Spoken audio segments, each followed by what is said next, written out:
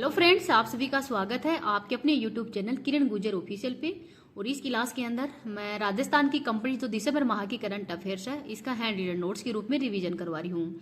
तो ये क्लास आपके राजस्थान के हर एग्जाम्स के लिए वेरी इंपॉर्टेंट होने वाली है, तो प्लीज लास्ट तक क्लास को देखना है।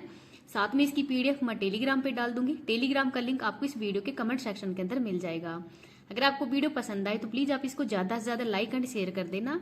और अभी तक चैनल पे नए हो, चैनल को सब्सक्राइब नहीं किया तो प्लीज चैनल को सब्सक्राइब भी कर लीजिएगा। 3 खिलाड़ियों को अर्जुन पुरस्कार के लिए चुना गया है। तो राजस्थान के 3 खिलाड़ियों को चुना गया है।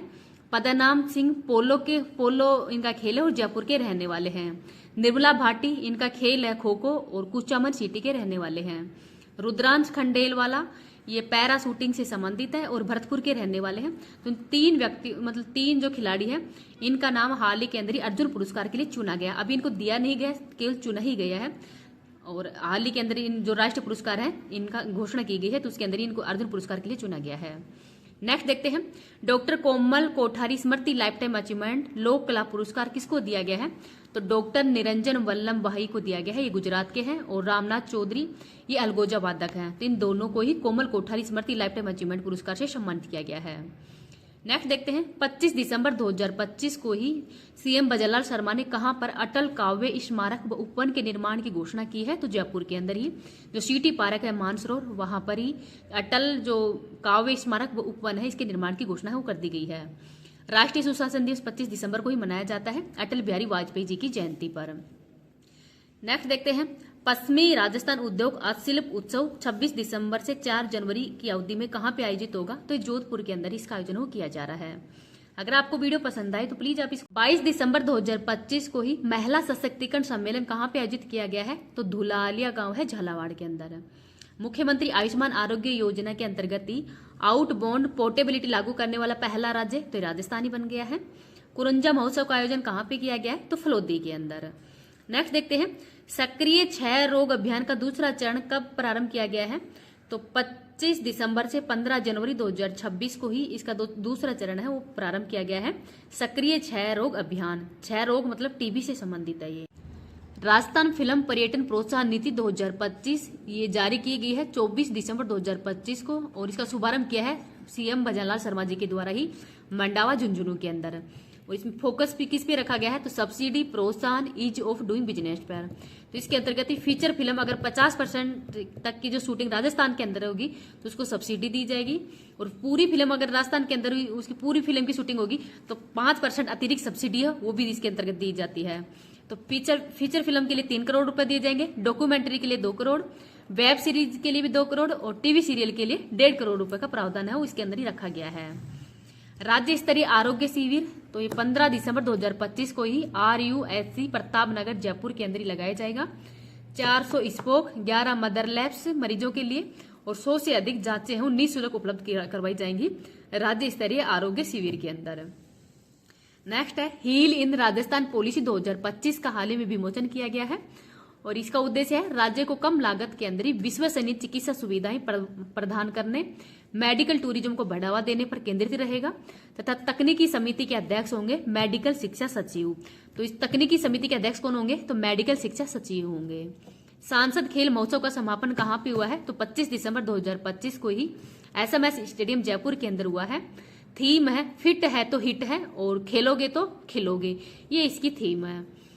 आगे देखते हैं, 12वां राजस्थान इंटरनेशनल फिल्म फेस्टिवल का आयोजन जोधपुर में किया गया है। 31 जनवरी 2025 से 4 फरवरी 2026 के मध्य इसका आयोजन किया जाएगा। थीम है आपका लेंस हमारा राजस्थान। आगे देखते हैं, हरिमो शक्ति 2025 अभ्यास का आयोजन है वो भारत और मलेशिया के मध्य हुआ है। महाजन फायरिंग फील्ड रेंज बीकानेर के अंदर इसका आयोजन किया गया है। और इस बार ये 5वें नंबर का है। 6 से 18 दिसंबर के मध्य इसका आयोजन किया जा रहा है। तो महत्वपूर्ण अभ्यास है और राजस्थान के अंदर इस अभ्यास का आयोजन किया जा रहा है, तो इस वजह से चर्चा के अंदर है, तो इसको याद रख लेना। पहला प्रवासी राजस्थानी दिवस सम्मेलन का आयोजन सीतापुरा जयपुर के अंदर हुआ है 10 दिसंबर 2025 को एग्जीबिशन व कन्वेंसिंग सेंटर के अंदर ही। उद्देश्य है वैश्विक प्रवासी राजस्थान से जुड़ाव सुदृढ़ बनाना और संवाद स्थापित करना, इसका प्रमुख उद्देश्य है। विभाग कौन सा बनाया जाएगा? अंतर्राष्ट्रीय प्रवासी राजस्थानी मामलों का विभाग है, इसका भी आयोजन है वो किया जा रहा है।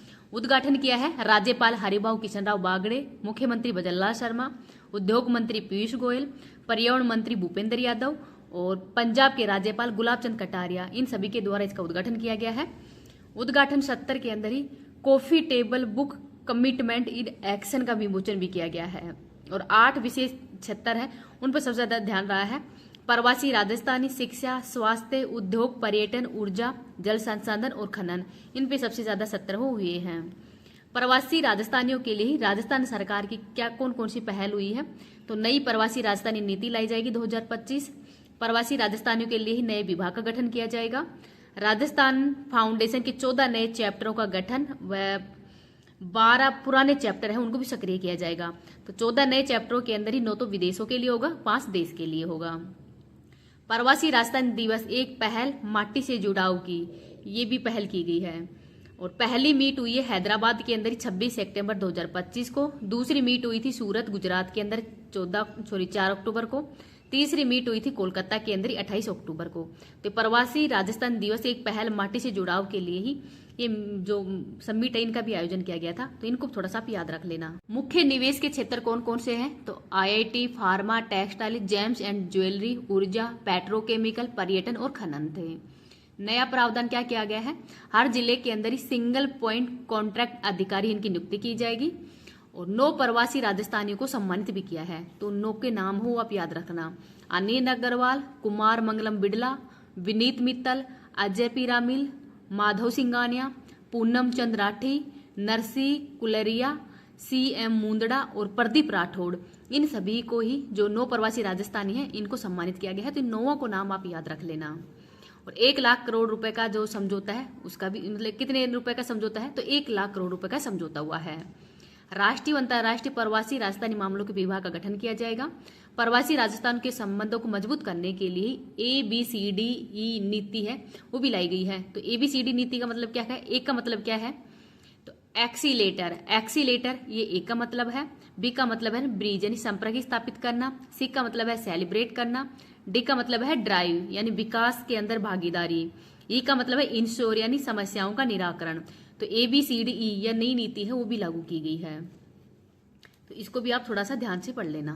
राजकीय अतिथि आमंत्रित किए गए, तो टोटल कितने राजकीय अतिथि आमंत्रित किए गए, तो 33, जिसमें 9 को तो सम्मानित किया गया था। प्रवासी राजस्थान की समस्याओं के समाधान के लिए नोडल अधिकारी कौन होगा, तो अतिरिक्त जिला कलेक्टर है ये नोडल अधिकारी होगा।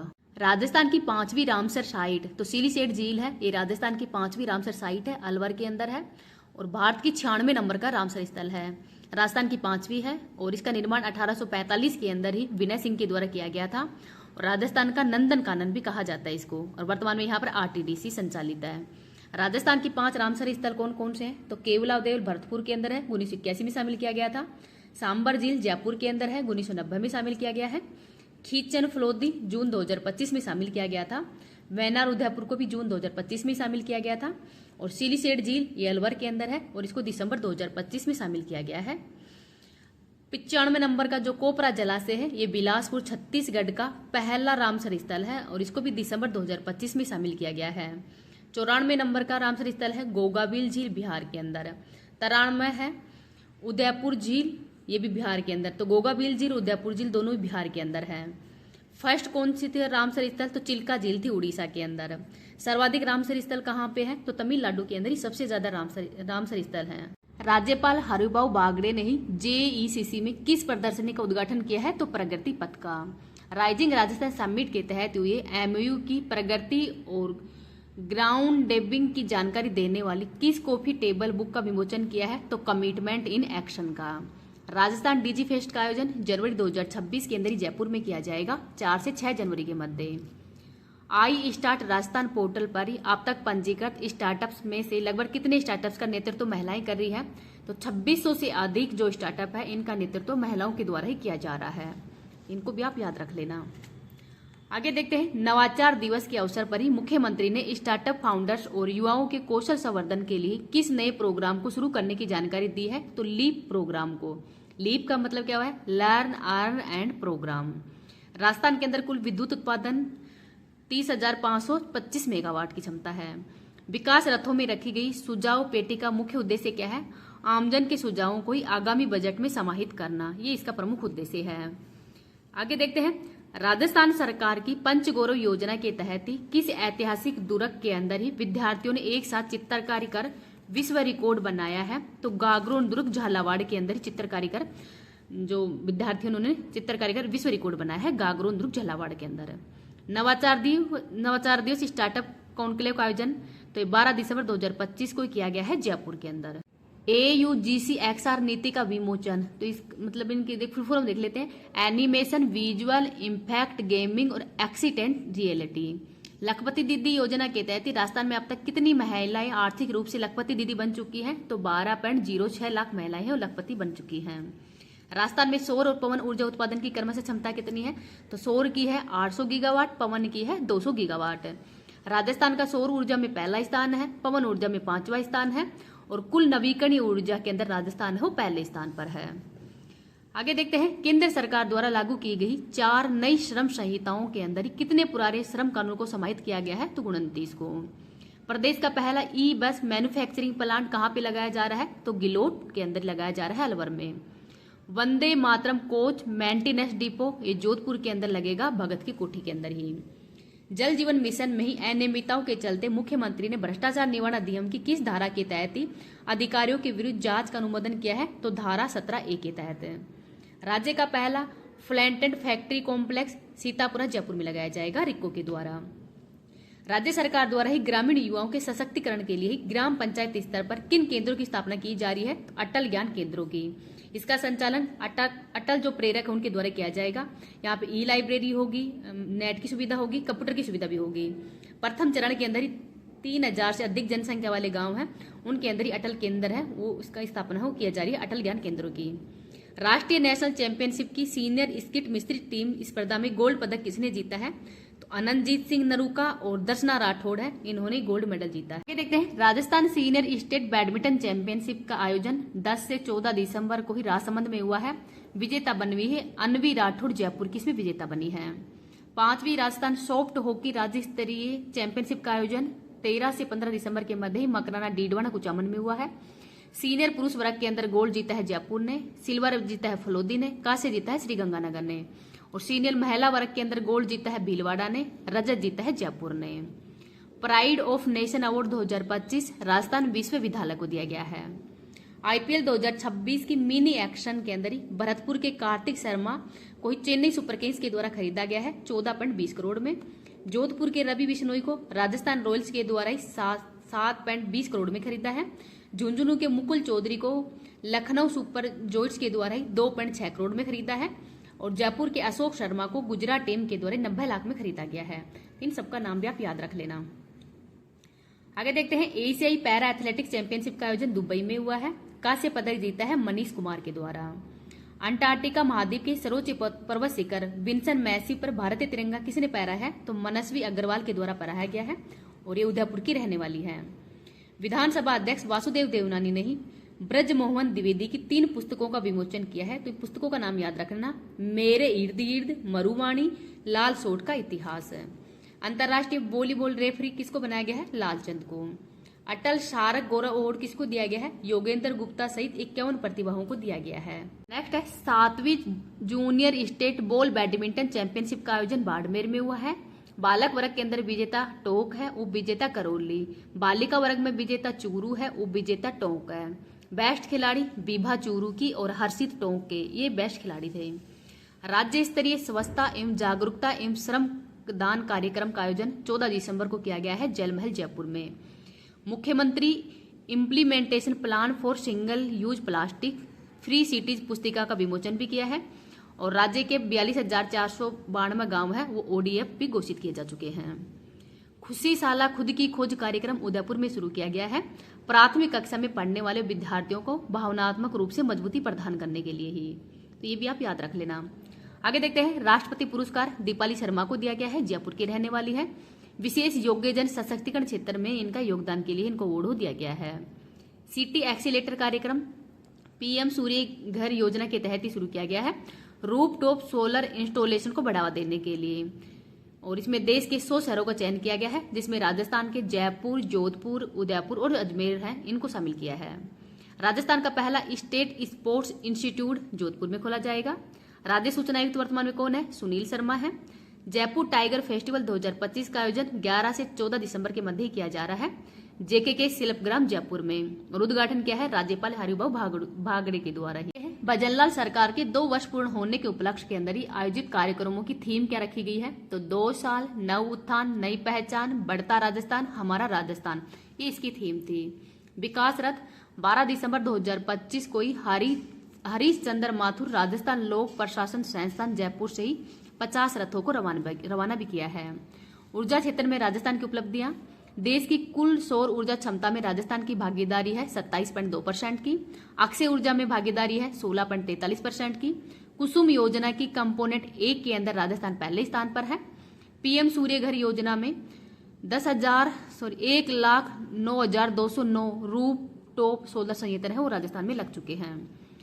सरोज खान कोटा की है, इनका खेल है शूटिंग।